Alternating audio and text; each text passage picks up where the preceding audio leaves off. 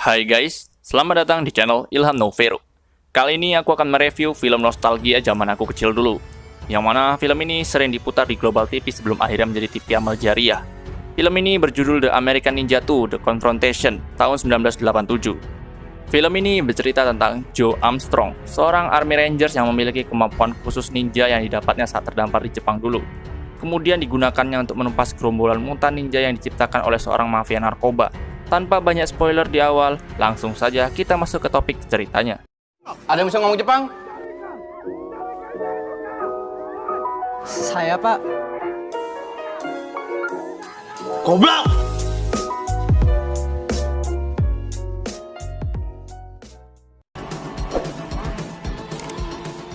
Film diawali dengan 3 orang marinir Amerika yang sedang melakukan sunmori di Kepulauan Karibia. Kemudian salah satu dari mereka yang bernama Taylor mengajak temannya untuk mampir ke sebuah bar yang cukup terkenal di kota itu. Namun di dalam bar, mereka terlibat adu cekcok dengan segerombolan geng yang ingin memalak mereka. Mereka pun dikeroyok geng tersebut, sementara Taylor berdiam diri di pojokan dan menyaksikan kedua rekannya dikebuk rame-rame. Di mana Taylor sebelumnya diancam ketua geng tersebut supaya menjebak rekannya untuk kemudian dibawa para ninja dan dijadikan bahan uji coba. Sebelumnya aku juga mau mengingatkan, di sini aku akan menceritakan alurnya dari sudut pandang orang ketiga serba tahu, yang mana aku tidak akan bertele-tele memberikan clue-clue atau narasi yang membuat kalian tambah bingung atau penasaran. Jadi kalau pembahasannya rada ngecepret, ya mohon dimaklumi ya. Atas kejadian itu, pihak US Army Rangers mengirim Joe Armstrong dan Curtis Jackson untuk membantu Korps Marinir dalam menyelidiki hilangnya para anggotanya. Mereka berdua dijemput perwakilan Korps Marinir yang tak lain adalah Taylor dan Charlie. Sedari awal bertemu, gelagat Taylor tampak mencurigakan yang mana membuat Joe dan Curtis sedikit tidak nyaman berada di sana.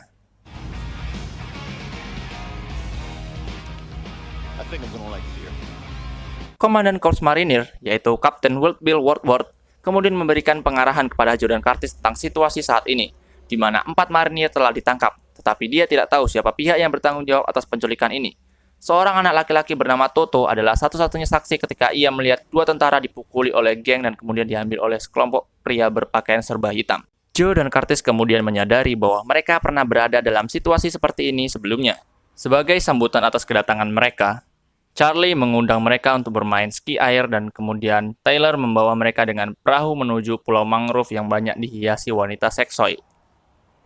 Namun di tengah perjalanan, Taylor menyabotase perahu yang mereka tumpangi, dan mereka pun terpaksa merapat di pulau terdekat. Semua orang kemudian memutuskan untuk berenang, tetapi Joe yang sejak awal curiga dengan Taylor memutuskan untuk tetap di pantai.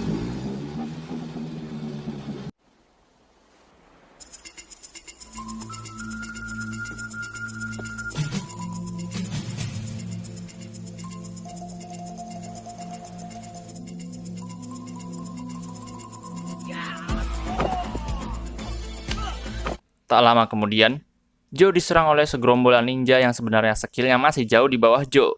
Namun jumlahnya banyak dan cukup merepotkan. Itu ibarat kalian diserang monyet ya kan, tapi yang nyerang puluhan. Kan mampus juga itu.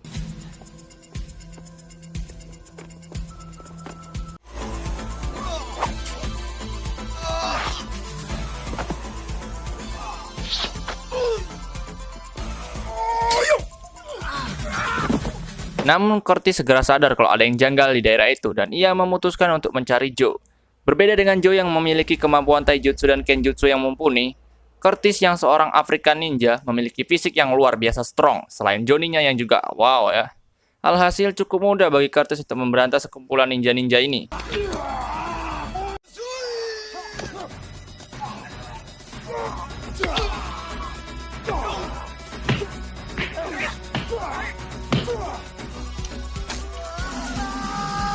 Sementara itu, Joe cukup kewalahan menghadapi banyaknya ninja yang terus bermunculan dari segala arah. Belum lagi sejak tadi ia diperhatikan seorang ninja yang merupakan pimpinan dari mereka semua. Tetapi akhirnya Joe diselamatkan oleh Curtis dan mereka pun berhasil kabur dari pulau itu.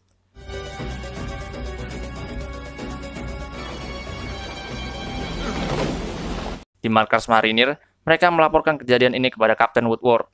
Kapten Woodward kemudian memberi mereka waktu seminggu untuk menyelidiki apa yang sebenarnya terjadi dan siapa gerombolan itu sebenarnya.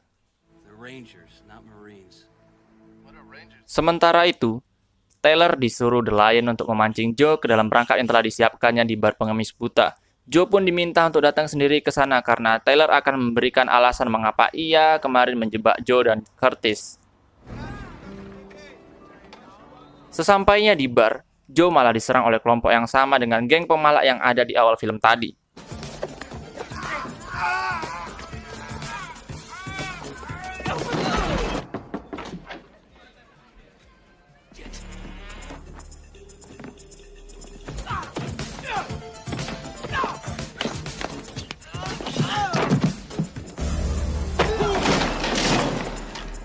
Taylor sempat membeberkan kepada Joe tentang pengedar narkoba dengan julukan The Lion. Namun ia akhirnya dibunuh oleh ninja seruan The Lion.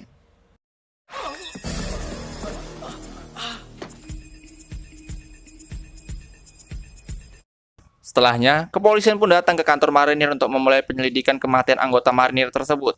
Kepala polisi tersebut adalah Inspektur Jarjit Singh, orang yang sebelumnya sempat memberitahukan kedatangan dua ninja Amerika kepada The Lion.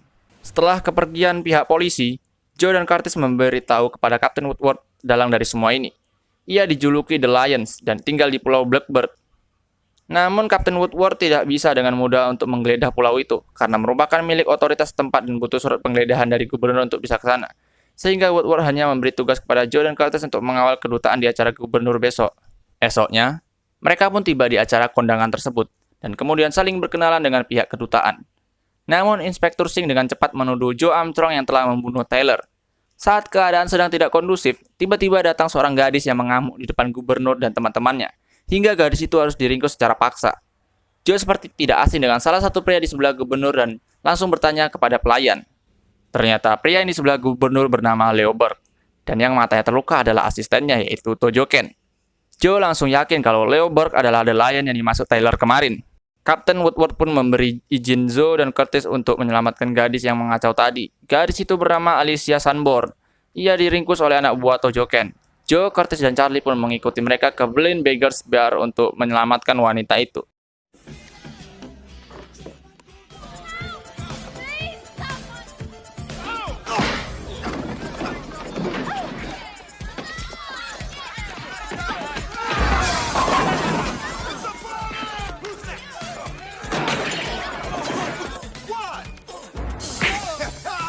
Setelah pertarungan yang cukup sengit dan mengorbankan seragam marinir mereka, mereka pun berhasil melarikan diri.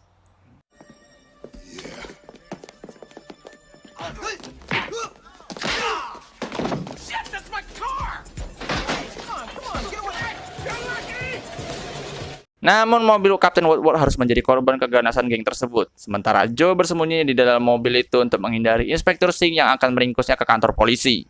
Esoknya, Joe Armstrong melacak Alicia dengan bantuan Toto. Tetapi ia kembali diserang oleh para ninja. What do you want?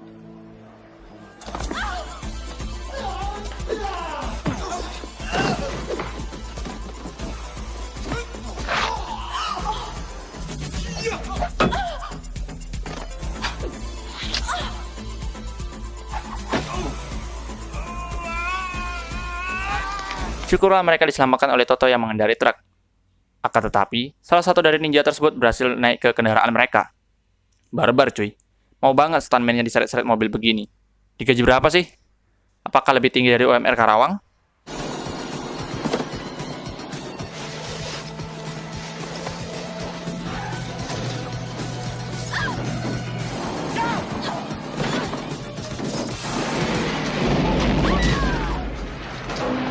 Joe dan Alicia pun pergi ke perahu untuk menuju ke Pulau Blackbird. Sementara Joe memberi Toto pesan untuk diberikan kepada Kapten Woodward bahwa mereka sedang dalam perjalanan ke Pulau Blackbird. Mereka harus menunggu sampai malam hari untuk berpergian karena wilayah pantai dijaga oleh polisi pantai.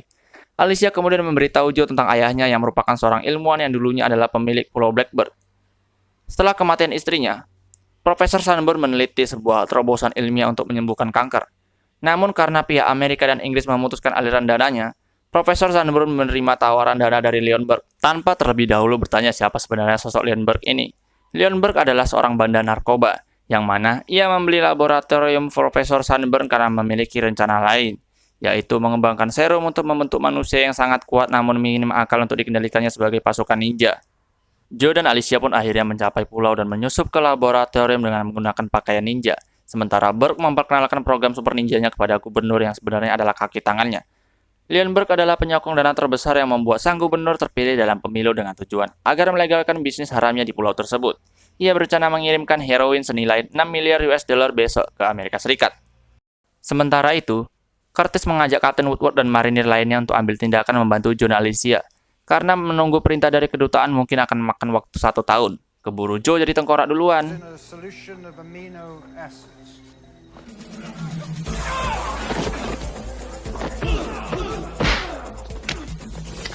Akhirnya, Joe berhasil menyelamatkan Profesor Sunburn, yang mana ia memberitahu Joe di mana para marinir ditahan. Sementara Profesor Sunburn dan Alicia kabur dari sana, Joe berusaha untuk menyelamatkan para marinir.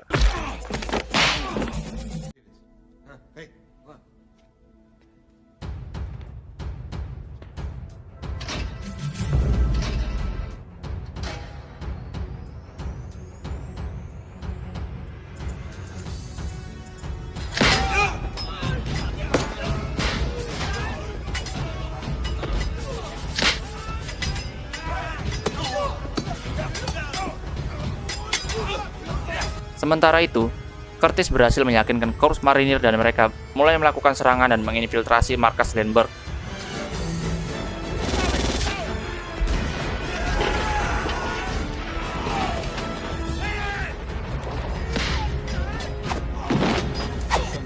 Finish him off once and for all.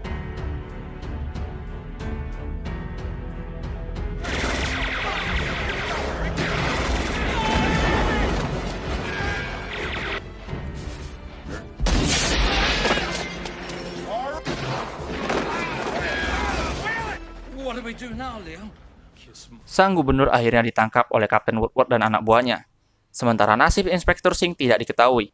Mungkin ia melarikan diri ke Malaysia dan akhirnya bekerja sebagai pengisi suara acara Upin Ipin.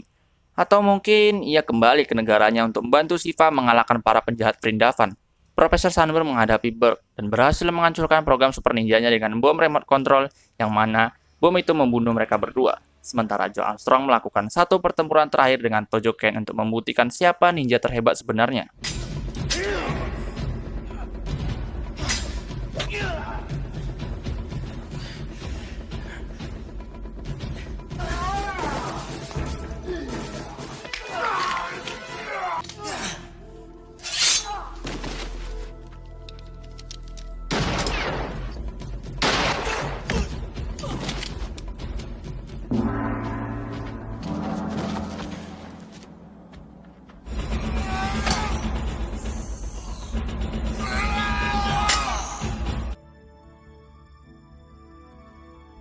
Film diakhiri dengan para marinir merayakan kemenangan mereka, sementara Jackson dan Armstrong mengucapkan selamat tinggal kepada teman-temannya, karena mereka harus asoy gayboy dengan pasangan masing-masing, dan film pun selesai.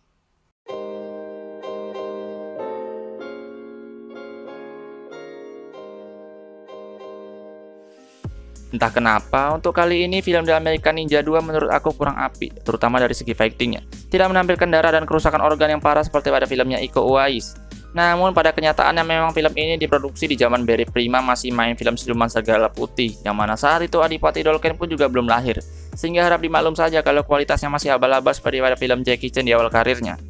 Thank you buat yang udah subscribe, semoga rezeki kalian dilancarkan. Dan buat yang tidak subscribe juga tidak apa-apa. Itu artinya video saya masih jauh dari kata memuaskan untuk kalian para penikmat video rekap alur cerita. Sehingga ini akan saya jadikan pembelajaran untuk terus berinovasi ke depannya meskipun dengan peralatan seadanya. Namun memang saya harus tetap bersyukur karena masih banyak di luar sana yang tidak punya HP seperti saya. Jikapun punya, masih banyak yang tidak punya paket buat nonton film beginian. So, terima kasih telah membuang waktu kalian. Waktu dan tempat saya kembalikan kepada pemirsa semua. Dan sayonara.